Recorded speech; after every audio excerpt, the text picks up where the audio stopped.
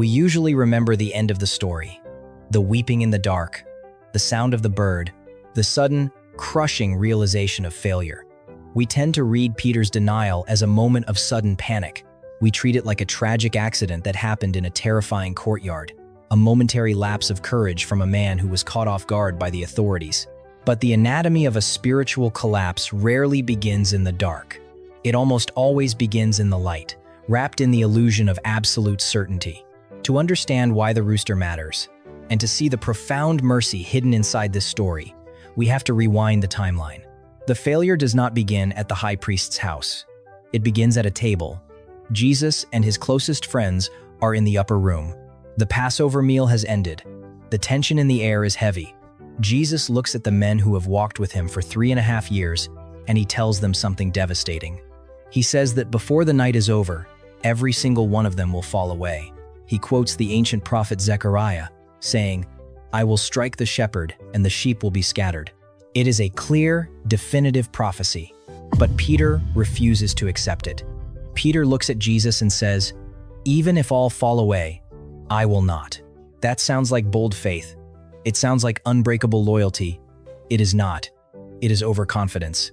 Notice what Peter is actually doing in this moment. He is looking at the Son of God and telling him that his word is incorrect. He is elevating his own willpower above the warning of Christ.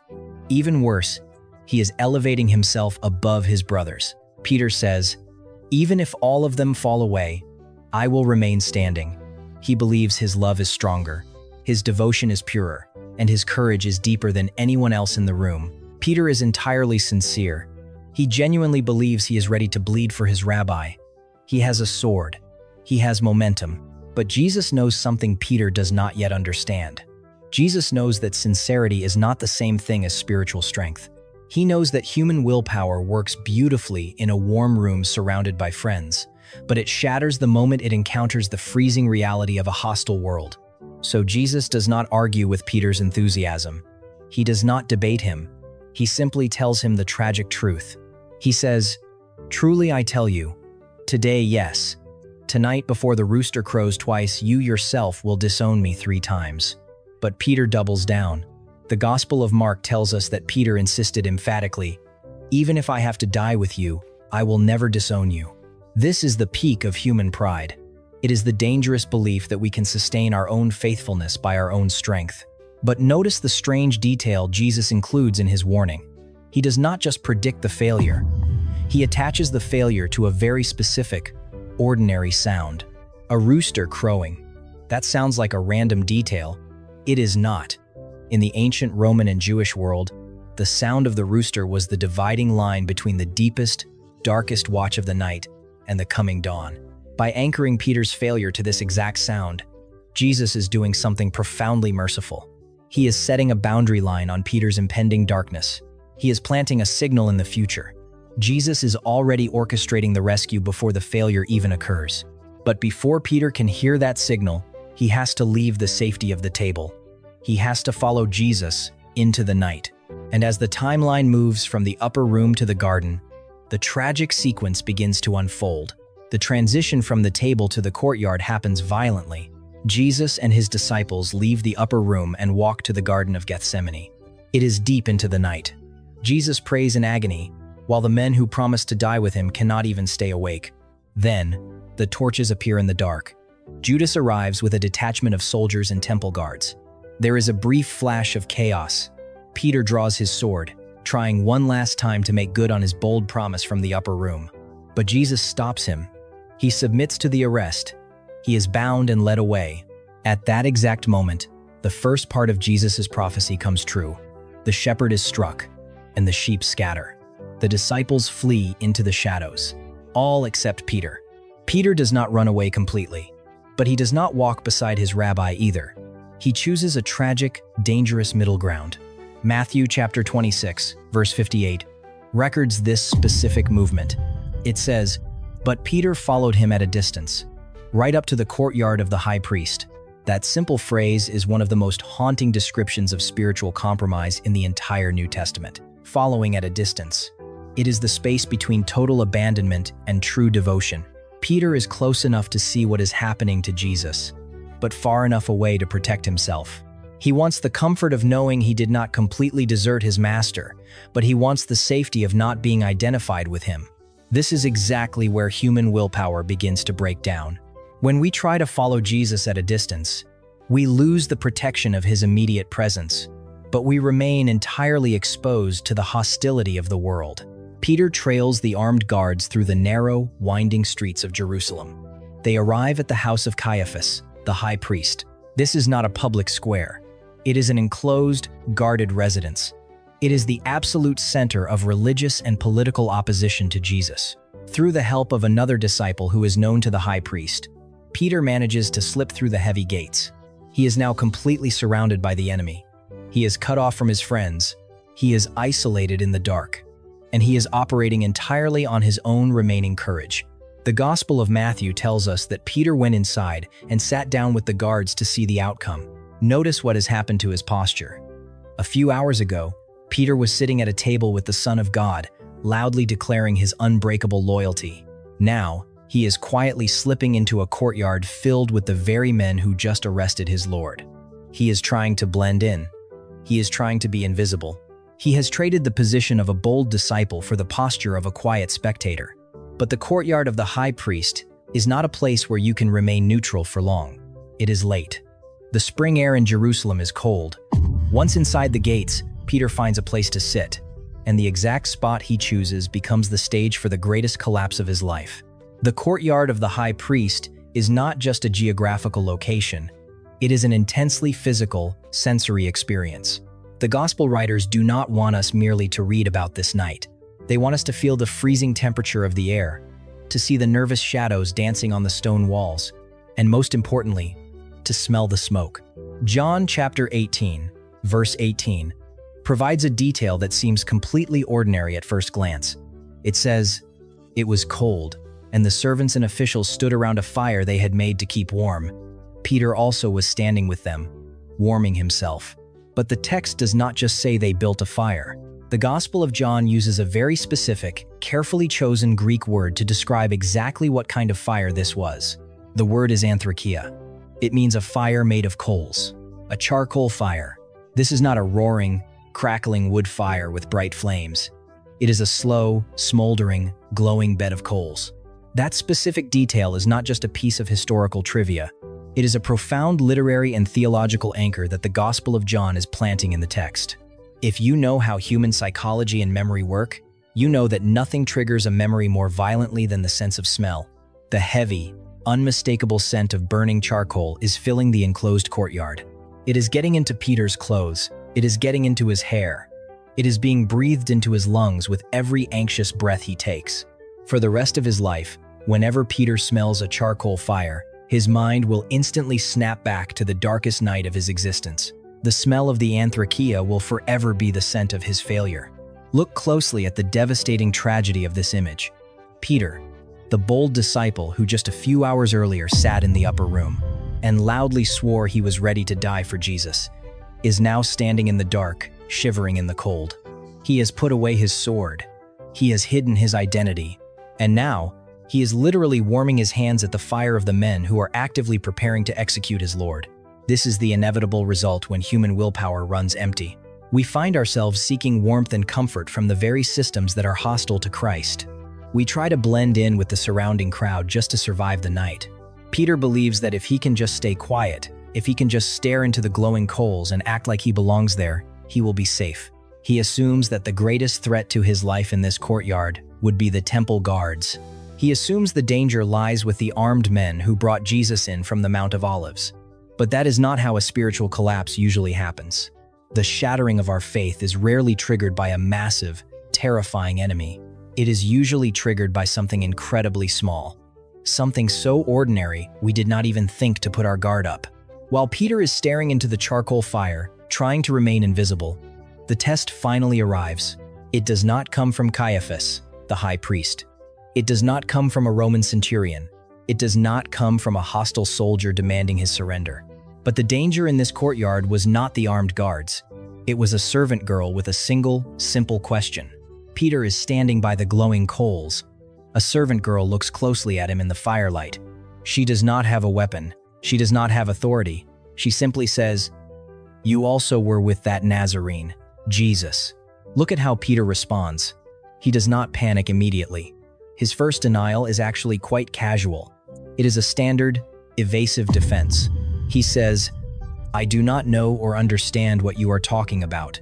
It is the kind of thing you say when you want to quickly shut down an uncomfortable conversation and walk away. And that is exactly what Peter tries to do. He moves away from the fire and heads out toward the gateway, hoping the shadows will finally hide him. But a spiritual collapse is almost never a single, explosive event. It is an escalation. It usually begins with a small compromise, a slight evasion, a half-truth designed to protect us from immediate danger. Peter assumes he has successfully escaped, but the courtyard is not done with him. While he is near the gate, the servant girl sees him again. She points him out to the bystanders, saying, "This fellow is one of them." Now, Peter is trapped. The casual evasion will no longer work. The pressure is rising, so he escalates his defense. The Gospel of Matthew tells us that this time, he denied it with an oath. He says, "I do not know the man." Notice the tragic shift. He is no longer just dodging a question. He is bringing God into his lie. By swearing an oath, he is actively invoking his religion to protect a profound betrayal. The man Jesus called a rock is now using the language of faith to deny the object of his faith. After this second denial, the Gospel of Luke tells us that about an hour passes. Think about the agony of that hour.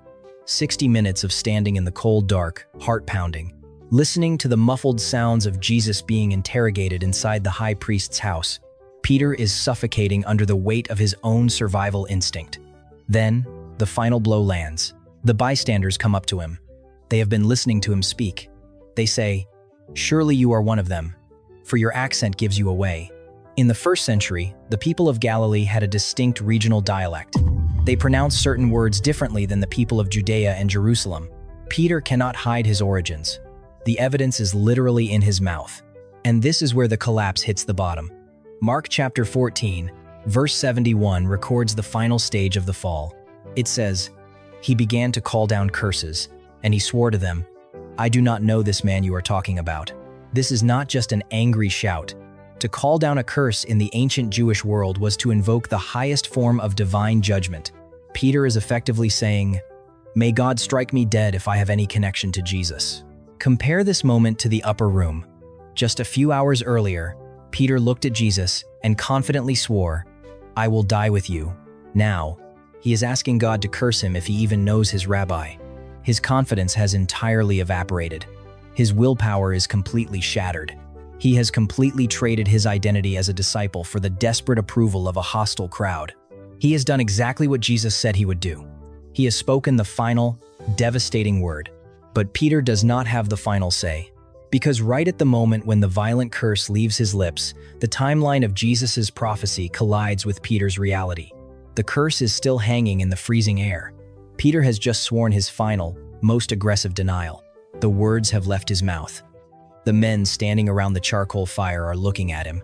And then, a sound cuts through the courtyard. Mark chapter 14, verse 72 says, "Immediately the rooster crowed the second time." To anyone else standing in the high priest's courtyard, this was nothing more than an ordinary morning sound. In the ancient Roman world, the night was divided into 4 military watches. The third watch, which lasted from midnight to about 3 in the morning, was universally known as the Gallicinium, the rooster crow. It was the official marker that the deepest, darkest part of the night was coming to an end. The temple guards would have heard it and thought nothing of it. The servants would have heard it and known it was time to prepare for the coming day. It was just another morning in Jerusalem. But for Peter, it was not an animal sound. It was a violent, piercing collision with the word of Christ. The Gospel of Mark continues. It says, "Then Peter remembered the word Jesus had spoken to him. 'Before the rooster crows twice, you will disown me 3 times.' And he broke down and wept." Why did Jesus anchor his prophecy to this specific noise? Why not just say, "You will deny me 3 times before dawn"? Because Jesus was doing something far more profound than just predicting the future. He was setting a perimeter around Peter's failure. When a person is spiraling into a spiritual collapse, they lose all sense of reality.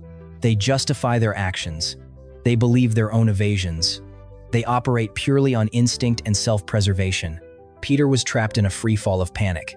If something did not stop him, he would have kept falling. His heart would have hardened to protect his lies. The rooster was the sound of reality breaking the illusion. It was the exact moment human willpower finally died. For 3 years, Peter had believed he was a rock. The name Jesus gave him, Cephas, Peter, the rock, was an identity he thought he could sustain by his own courage. The rooster announced that the rock had crumbled into dust. That sounds like total defeat. It is not. If you look closely at the sequence, there is a deep, hidden mercy in the sound of that bird. The rooster brings crushing guilt, yes, but it is also absolute proof that Jesus was entirely in control, even when Peter was entirely out of control. Jesus knew the exact depth of Peter's weakness. He mapped the coordinates of the failure before the night even began. He knew exactly how far Peter would run, exactly which fire he would sit beside, and exactly how many times he would lie. And by placing the rooster at the very end of the sequence, Jesus was giving Peter a spiritual tether. He was essentially saying, I know exactly where your pride will run out. I know exactly when you will reach the absolute bottom of yourself. And I have placed an alarm clock there to wake you up. Judas betrayed Jesus, and he had no boundary line of grace to call him back. He spiraled into ultimate, tragic despair. Peter denied Jesus, but Jesus gave him a boundary. The rooster shattered Peter's self-illusion, but it kept him from being lost forever. It was a severe mercy. It was the necessary death of his pride so that true faith could finally begin. But if we only listen to the sound of the bird, we miss the most devastating detail in the entire sequence. A detail only the Gospel of Luke records. The rooster crows in the distance. The Gospel of Mark tells us that the sound immediately triggered Peter's memory. It snapped him out of his panic and forced him to remember the prophecy Jesus had spoken in the upper room. But the Gospel of Luke includes a detail that changes the entire emotional weight of the scene. It is a detail so intimate and so devastating that it transforms the courtyard from a place of public trial into a place of intense personal grief. Luke chapter 22, verse 61 says, "The Lord turned and looked straight at Peter. Pause and consider the physical reality of that exact moment. The high priest's house was likely a large, multi-level structure built around an open, central courtyard. Jesus was either being interrogated in a room that overlooked the courtyard, or he was actively being moved by the guards across a balcony or through the open space. Peter is standing below, near the glowing coals of the Anthrachia fire. The curse has just left Peter's mouth. He has just sworn that he does not know the man. The rooster begins to crow, and at that exact second, Jesus turns his head. Through the smoke, through the shadows, and through the crowd of hostile guards, their eyes meet. What kind of look was it? It is very easy for us to project our own human anger onto Jesus in this moment. We often imagine a look of profound disappointment, a look of sharp betrayal, a glare that says, "I told you this would happen." But that fundamentally misunderstands the heart of Christ. Jesus already knew Peter would fail. He knew it at the table when he washed Peter's feet. He knew it in the garden when Peter fell asleep. He knew it when Peter drew his sword. The look Jesus gives across the courtyard is not shock, and it is not condemnation. It is the look of a shepherd watching his sheep get caught in a trap. It is a gaze of profound, knowing sorrow. The rooster was the sound that woke Peter up to reality, but the look from Jesus was the force that finally broke his heart. In a single, crushing second, Peter realizes that everything Jesus had warned him about was true, and everything he had believed about his own spiritual strength was an illusion. His willpower had collapsed. His bold promises were completely empty. He had failed the very test he swore he was ready to pass. The text tells us exactly what happens next. Luke chapter 22, verse 62 simply says, "And he went outside and wept bitterly." He leaves the charcoal fire. He leaves the warmth of the hostile crowd he had tried to blend into. He walks out of the gates and into the freezing darkness of Jerusalem, completely shattered. This is the absolute bottom. This is the end of Peter the Rock. The man who confidently believed he could save Jesus could not even save his own integrity. And if the gospel narratives close the book right here, Peter's life would be a permanent, unredeemed tragedy. He would be remembered the same way Judas is remembered as a disciple who broke his covenant and was swallowed by despair. If the story ended in this dark, weeping isolation, the rooster would forever be a sound of pure judgment, It would be an endless alarm clock of guilt, reminding Peter of the night he called down curses on himself to avoid suffering with his Lord. But Jesus did not just set a boundary on Peter's failure. He had already prepared a place for his restoration. To see how the rescue is completed, we have to follow Peter out of the dark, past the empty tomb, and all the way back to the water, because the Gospel of John adds one final, miraculous scene. The days that followed the courtyard were filled with chaos, blood, and silence.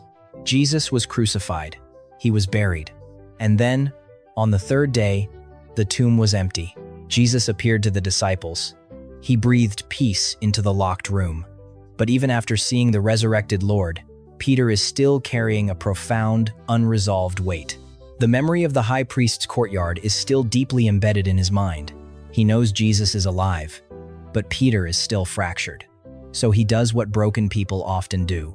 He retreats to what is safe. The Gospel of John tells us that Peter and the disciples go back to the Sea of Galilee. Peter looks at the boats, the water, and the nets, and he says, "I am going out to fish." This is not just a quiet morning on the water. Peter is retreating to the only identity he had before Jesus called him. He had failed as a rock. He had failed as a disciple.